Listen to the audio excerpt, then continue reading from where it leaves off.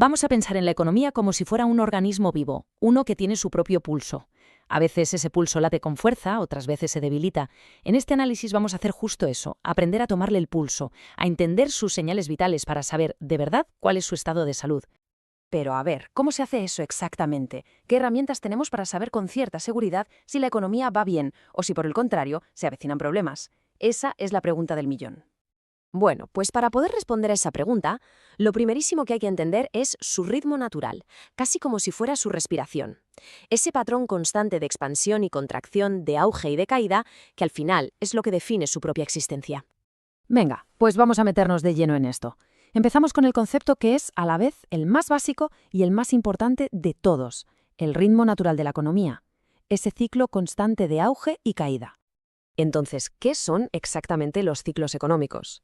Pues en realidad no son más que las subidas y bajadas naturales de la actividad económica. Es esa secuencia de crecimiento y luego de recesión que cualquier economía del mundo experimenta con el tiempo. Es lo normal, vaya, no es la excepción. Y este ciclo, ojo, tiene 4 fases muy claras. Primero, la expansión, que es cuando todo va bien, la producción crece, el empleo crece.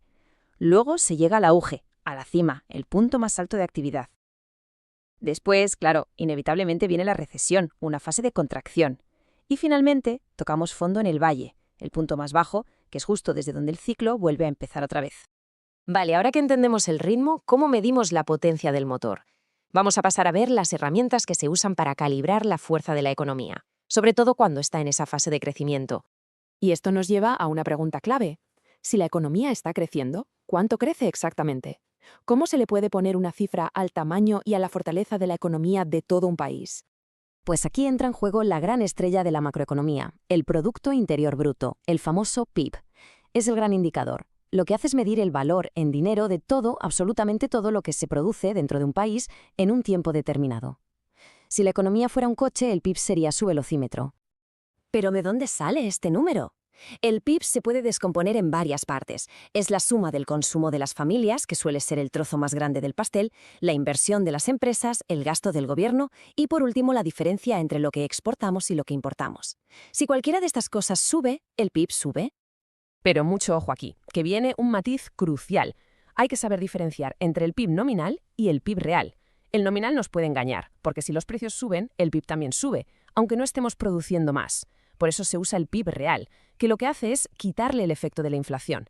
Es la única forma de saber si la economía de verdad está produciendo más cosas o si simplemente esas cosas son más caras. Si el PIB mide la velocidad, el siguiente indicador lo que hace es medir la temperatura del motor. Hablemos de precios y de ese riesgo que hay siempre de que la economía se sobrecaliente.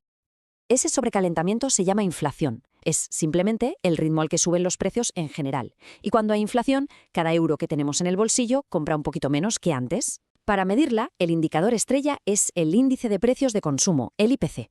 El cálculo del IPC es un proceso bastante metódico. Básicamente se define una cesta de la compra imaginaria con todo lo que consume un hogar medio. Y luego se va siguiendo el precio de esa cesta mes a mes y año a año. Al comparar lo que cuesta la cesta hoy con lo que costaba hace un año, de ahí sale la tasa de inflación. Vamos a verlo con un ejemplo práctico. Imagina que el índice de precios un año es 115 y al siguiente es 175. Se aplica una fórmula muy sencilla. Se resta el antiguo del nuevo y el resultado se divide por el antiguo. Y en este caso, pues nos da un aumento de precios del 52%. Una auténtica barbaridad, por cierto. La cosa es que la inflación no es solo un dato para las estadísticas. Para nada. Es una variable que los bancos centrales vigilan de forma obsesiva. Su misión principal es mantenerla en un nivel bajo y estable, normalmente alrededor de ese famoso objetivo del 2% que hemos oído tantas veces. Hemos estado hablando de cifras muy grandes, de crecimiento, de precios, pero al final del día, ¿cómo aterriza todo esto en nuestra vida cotidiana? Vamos a pasar a ver el lado más humano del ciclo económico. Porque al final, los ciclos económicos no son algo abstracto que pasa en los despachos. Tienen un impacto muy real y muy directo en la vida de la gente. Y el principal canal por el que notamos ese impacto es, por supuesto, el empleo. Para medir la salud del mercado laboral se usan varios indicadores a la vez.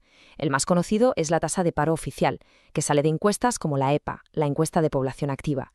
Pero también se mira el paro registrado en las oficinas de empleo, las altas en la seguridad social, que nos dicen cuántos contratos nuevos hay, e incluso datos semanales para ver las tendencias a muy corto plazo. Y aquí entra un concepto que suena un poco técnico, pero es fundamental. La tasa de paro es lo que se llama una variable anticíclica. ¿Y esto qué significa? Pues muy fácil, que se mueve al revés que la economía.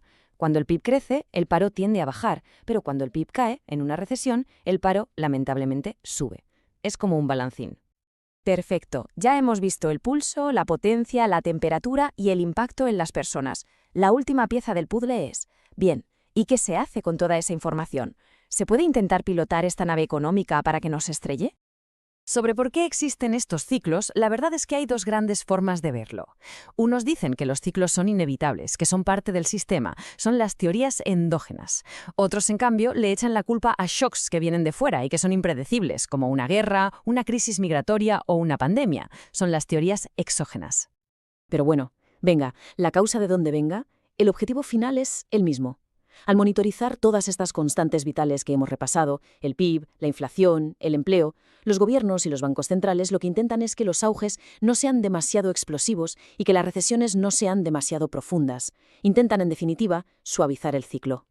Y eso nos deja con una última reflexión. Con todas estas herramientas, hemos aprendido a medir el ciclo económico con una precisión asombrosa. Pero la gran pregunta que queda en el aire es, ¿podremos algún día llegar a controlarlo por completo? ¿O estamos simplemente condenados a surfear sus olas lo mejor que podamos?